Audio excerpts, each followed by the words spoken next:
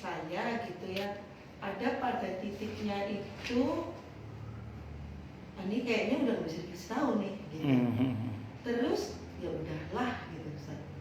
Cenderung udahlah, tapi sebenarnya dampaknya jadi kayaknya saya kadang dilematisnya itu dampaknya jadi saya mikir lagi ini kan berarti kayak mendiamkan gitu. Maksudnya dibiarkan saya paham. terserah ini anaknya atau terserah apa ininya gitu. Dan kadang-kadang efek yang misalnya kalau ke anak gitu kan udahlah serah dia lah. Nah, tapi kan tetap kita balikin lagi gitu ya kepada Allah nih, bagaimana nih anak-anak ini. Namanya anak-anak ya Ustaz, sekali dikasih tahu, dua kali, apalagi anak-anak udah besar gitu. Kalau misalnya kepada misalnya kalau kepada karyawan itu kadang-kadang ada rasanya ini apa di-cut aja ya. Ada rasa gitu. Tapi kan jadi mikir lagi gitu. Kalau di-cut kan gimana ya kehidupan dia kayak gitu. Iya. Tapi misalnya kan kadang-kadang ada yang kesalahan tuh berulang gitu sehingga kita itu kayaknya ini nggak bisa nih di emang apa udah karakter apa kayak gini kayak gini itu bagaimana ini? Jadi gini, secara umum dulu ya. Jadi gini, saya pernah sampaikan di banyak tempat, termasuk di sini mungkin pernah saya sampaikan, kita boleh capek menasihati, tapi jangan pernah capek mendoakan. Itu satu dulu. Nah, kadang kita perlu membuat satu analogi begini ya. Misalnya mohon maaf nih, anak ibu merangkak ke tempat yang berbahaya. Sebetulnya misalnya Dik Kimus waktu masih kecil dulu merangkak ke kompor gas yang lagi nyala. Tentu ibu melarang kan, Dek jangan sini. Ternyata Kimo ngeyel tuh. Sayang sini. Ternyata ngeyel tuh. Kira-kira apa ibu Pak? Yang ibu lakukan apa kira-kira sama anak itu? Ayo, enggak dulu. Nanti mama cubit. Ayo sini nanti mama cubit. Iya. Tapi karena Kimo ngeyel akhirnya diambil paksa kan, nangis pun terserah. Enggak dicubit sih, cuman tetap diambil paksa. Artinya memang ada masa di mana kadang orang tua itu kadang awas loh nanti kalau awas loh gitu. Ada kasih peringatan atau apa. Walaupun nanti apa yang kita ucapkan enggak akan kita realisasikan dalam bentuk menghukum dia, akan tetapi kita tetap mengambil tindakan menyelamatkan dia. Kenapa? Karena ini sesuatu hal yang sangat berbahaya. Itu ada masa di mana kita harus tetap mengambil sikap karena ini sangat berbahaya. Kecuali kita diamkan itu cukup walaupun hanya dengan kita doakan. Karena kita memandangnya sebagai sebuah proses. Misalnya gini, mohon maaf. Semua orang secara umum itu pasti mengalami yang namanya proses. Kalau dulu kita pengennya dimengerti proses kita. Kenapa kemudian kita kepada anak atau kepada orang kita tidak mau mengerti? Nah, jadi sepatutnya kalau kita dulu ingin dimengerti dalam proses, maka anak-anak kita pun juga ingin dimengerti dalam proses itu. Yang penting kita kawal terus dengan doa, kita pepet terus, kita temani kejiwaannya. Itu yang penting, itu satu dulu. Nah, tapi kalau kita dalam konteks bicara profesionalitas, pekerjaan, ini kan kita bicara muamalah. Kalau muamalah kan untungnya bicarakan untung rugi. Nah, oke, sebagai manusia ibu mungkin bisa punya pertimbangan nanti kalau saya cut bagaimana keluarganya. Oke, berarti itu pertimbangan atas dasar sisi kemanusiaan. Tapi pertimbangan ini kalau diteruskan akan mengancam eksistensi perusahaan ini juga, kasihan yang lainnya juga nanti kan, misalnya gitu. Sehingga kalau sampai ke sana masalahnya maka cut, tidak ada masalah. Itu kalau dalam Islam, kalau kita dihadapkan pada dua pilihan yang sulit, pilih yang risikonya lebih ringan, itu seperti itu. Nah, tapi kalau memang masih bisa, masih bisa kita terima, masih bisa, ya tadi masih bisa ditoleransi lah, tidak harus diamputasi misalnya gitu ya. Ya sudah, Bismillah, kita pertahankan dengan pertimbangan kemanusiaan tadi itu misalnya. Tapi akan ada masa di mana mungkin ibu harus mengambil tindakan tegas untuk hal-hal yang tadi kalau tidak diambil tindakan secara tepat dan tegas, khawatirnya nanti akan kemana-mana, akan merembet kemana-mana itu. Itu saya kira itu sih sebenarnya. Ya butuh nyali aja sih. Nyali dan keberanian dengan segala konsekuensinya. Tapi pertimbangan sisi kemanusiaan tadi tetap harus ada karena kan kita manusia ya, gitu seperti itu. Wallahu a'lam bishawab. Nah, yang tadi Ustaz tentang riya pujian gitu. Ya, Bu. Tadi kita itu semuanya mungkinnya semua dalam hidup kita itu memang untuk Allah gitu ya. Betul, betul, Maksudnya betul. tidak punya Allah. Betul, betul. Tapi kan kita ini ya kebetulan saya perempuan gitu. Iya. Saya perempuan kan ini ya dipuji, pakai baju bagus, dipuji, Pak. pakai iya, gitu Ya, Pak, ya. ya. Ingin bilang cantik gitu ya. Nah, Iya. iya gitu. Dan juga misalnya nih, saya misalnya kayak misalnya hari ini gitu aja. Itu pagi-pagi udah mau ke pasar, saya pengen masak ini, saya nanti malam pengen masak buat anak-anak saya gitu, kumpul gitu. Itu kan saya adalah terbesit pikiran gitu, nggak mungkin enggak itu dihindari, pikiran bahwa saya ingin dipuji anak saya ingin dikenang anak saya gitu, ingin dikenal lah Ustaz, maksudnya next day gitu ya, oh mamaku itu begini, atau juga dikenal sama suami saya, oh istriku ini begini, begini. Nah itu berarti apakah masuk dalam kategori kita tidak ikhlas gitu? Baik. Gini. Dalam Islam itu ingin dipuji sama ingin dicintai itu beda. Saya ulang, dalam Islam ingin dipuji sama ingin dicintai itu beda. Dalam Islam kalau ingin dipuji memang tidak boleh ya. Dalam Islam itu harus tetap ikhlas karena Allah. Tapi kalau ingin dicintai boleh. Jadi ibu naikkan, jadi saya nggak ingin dipuji, tapi saya ingin dicintai oleh suami saya. Saya ingin dicintai oleh anak-anak saya. Iya, boleh. Mana dalilnya? Ada ibu nanti kalau berkesempatan buka kitab Al-Arba'in An-Nawawiyah, itu bab tentang zuhud. Bab tentang zuhud. Itu ada seorang sahabat nanya ke Nabi gini, ya Rasulullah, ajari saya satu amalan yang dengannya saya dicintai oleh Allah dan dicintai oleh manusia. Itu Nabi tidak mengatakan, enggak boleh, enggak, Nabi enggak begitu. Nabi ajari, kata Nabi, zuhudlah kamu terhadap dunia, maka Allah akan mencintaimu. Dan zuhudlah kamu terhadap apa yang menjadi milik manusia, maka manusia akan mencintaimu. Ini dikasih bawahi. Jadi kalau ingin dicintai itu boleh, kalau ingin dipuji itu tidak boleh. Nah, kenapa gini Bu? Yang berhak dipuji itu siapa sebenarnya? Hanya Allah. Harus tambah hanya Allah. Hanya Allah. Kalau ingin tahu siapa yang berhak dipuji itu hakikatnya hanya Allah. Ya, tapi kalau dicintai kita punya hak. Nah, makanya kalau kita ingin dicintai boleh. Jadi ibu berbuat baik pada suami, berbuat baik pada anak-anak, berharap pada Allah agar mereka mencintai ibu. Itu boleh, tidak apa-apa. Tapi dasarnya tetap karena Allah ya dasarnya.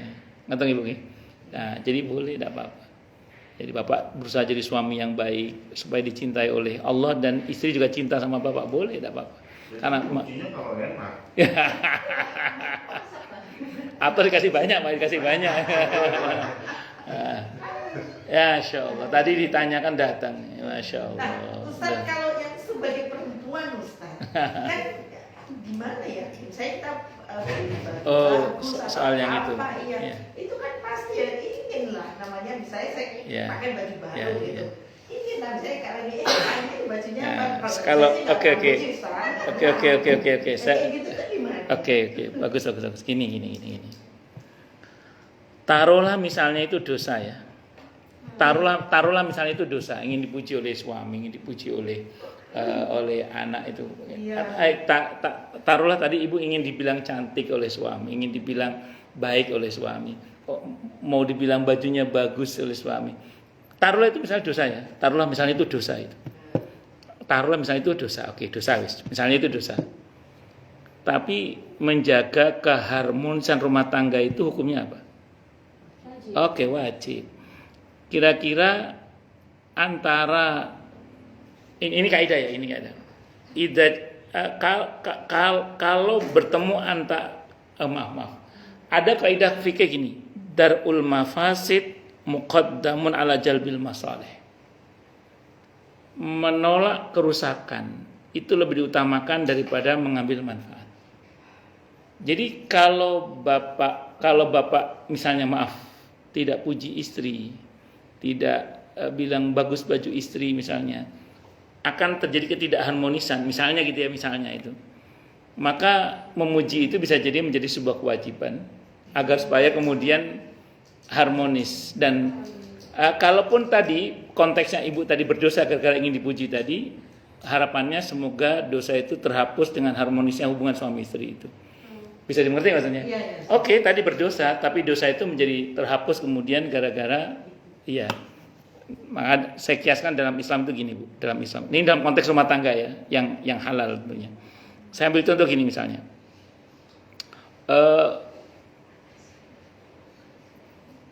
Bohongnya seorang suami kepada istri untuk menjaga keharmonisan rumah tangga kan dibenarkan dalam Islam. Karena kalau bapak misalnya jujur berantem pasti. Nah, menghindari berantem terpaksa bohong, nah, itu boleh. Tapi untuk menjaga keharmonisan rumah tangga tapi ya contoh gini. Tidak, tunggu dulu. Tidak, contoh gini misalnya. Ibu lagi bercermin nih misalnya. Mas, aku gendut Mas ya. Ya. Kan biasanya perempuan kan biasanya kalau dibilang enggak koma kamu langsing. Itu pasti nggak percaya kan? Iya. Pasti nggak percaya kan? Oke. Pasti nggak percaya kan? Oh, tapi sekali dibilang gendut itu diingat sampai 3 turunan itu. Artinya ya oke. Bapak saya jujur kan. Jujur, tapi saya transfer. Iya.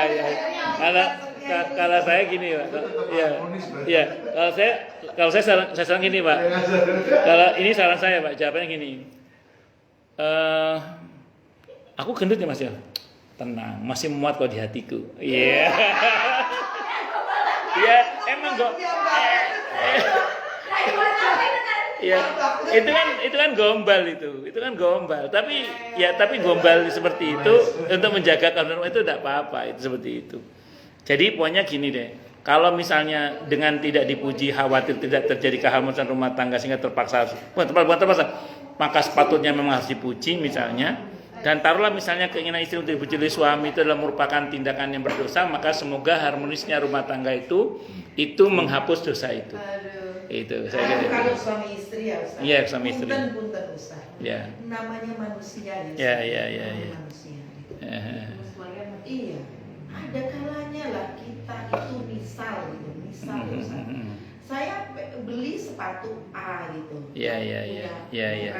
Atau saya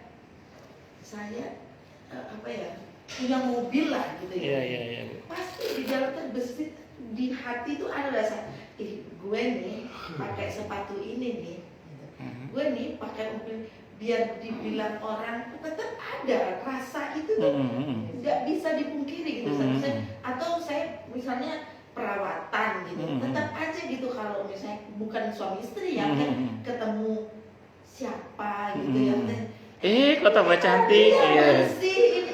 Itu apa ya, itu kayaknya otomatis gitu. Kayak gitu tuh gimana? Itu yang saya bilang manusiawi, tapi Allah maunya kita manusiawi yang syar'i. Artinya pujian orang kepada kita itu bonus aja, tapi jangan karena ingin dipuji. Karena begini, begitu orang tidak puji kita, sakit hati nggak kita itu? Iya sih. Nah, itulah kenapa saya bilang itu penyakit hati. Iya. Saya sering gitu loh, Ustaz. Dan makanya jangan begitu lagi. Saya tuh kalau di depan murid nih, saya pakai kacamata. Tiga lagi. Kok kalian diem aja?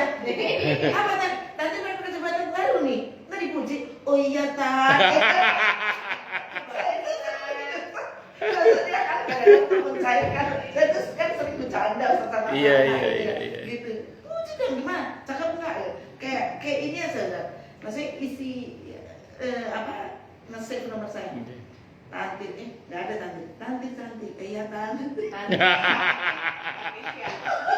Selalu gitu saya. Iya. Ada kita ketawa-tawa. Ya dalam konteks canda mungkin oke lah, ada masalah itu. Ya kalaupun ada dosa situ semoga terhapus oleh keharmonisan hubungan antara murid dan guru tadi. Karena kan dosa itu bisa dihapus dengan kebaikan. Tapi terlepas dari itu justru gini memang. Semakin kita ingin dipuji, ketika nggak ketemu dengan orang, ketika orang yang kita harapkan memuji kita tidak memuji kita pasti sakit kan. Ada. Itulah kok Allah itu tidak mau kita begitu. Tadi saya katakan bahwa ingin dipuji itu standar, itu manusiawi. Tapi Allah maunya kita ini manusiawi yang syar'i. Ya, jadi tidak hanya manusiawi tapi manusiawi yang syar'i. Itu aja sih. Tapi saya ulang tadi, saya berusaha untuk memaklumkan ya, dengan bukan memaklumkan tentang ingin dipujinya, tapi romantisnya hubungan antara suami dan istri atau harmonisnya hubungan antara dialektika antara seorang guru dan murid, keakraban itu yang mudah-mudahan menjadikan kebaikan itu datang, sehingga kalaupun ada dosa di dalamnya karena ingin dipuji tadi, semoga itu menjadi dihapus gara-gara harmonisnya hubungan tadi itu.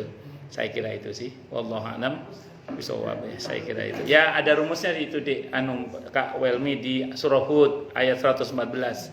Ada surah Hud ayat 114 kata Allah, innal hasanati yudhibnas sayyi'at dzalika dzikrul lidzakirin. Sesungguhnya kebaikan-kebaikan itu bisa menghapus keburukan-keburukan. Dan itu pelajaran bagi yang mau mengambil pelajaran. Taruhlah tadi itu dosa, yang ingin dipuji tadi itu dosa, tapi harmonisnya hubungan, hangatnya hubungan, keakraban hubungan itu kan sebuah kebaikan. Yang mudah-mudahan dengan itu menghapus keinginan dipuji oleh makhluk tadi itu. Berarti Saya kira itu. Kalau tidak ada itu wajib diwaspadai ya Ustaz. Betul. Misalnya just ingin flexing biar dilihat orang, wah itu Ya. bahaya banget. Bahaya banget, betul. Makanya tadi saya bilang, ketika kita ingin dipuji oleh makhluk, terus kemudian yang kita harapkan memuji kita ternyata tidak memuji kita, pasti ada ekspresi yang ya itu kan itu tidak sehat, itu tidak sehat.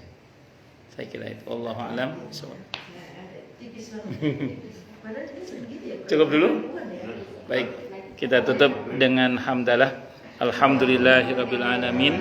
Semoga kajian kita bisa bermanfaat, mubarakah fi dini wa dunya wal akhirah untuk kita, keluarga kita dan seluruh umat Islam semuanya, dan mudah-mudahan kita semua dijadikan oleh Allah sebagai orang-orang yang sukses dunia akhirat, selamat dunia akhirat, bahagia dunia akhirat, dan dipermudah setiap urusan kita oleh Allah fi dini wa dunya wal akhirah. Semoga Allah limpahkan hidayah selalu untuk kita, semoga Allah tingkatkan selalu hidayah untuk kita, dan semoga Allah berikan hidayah untuk siapapun yang melihat kita.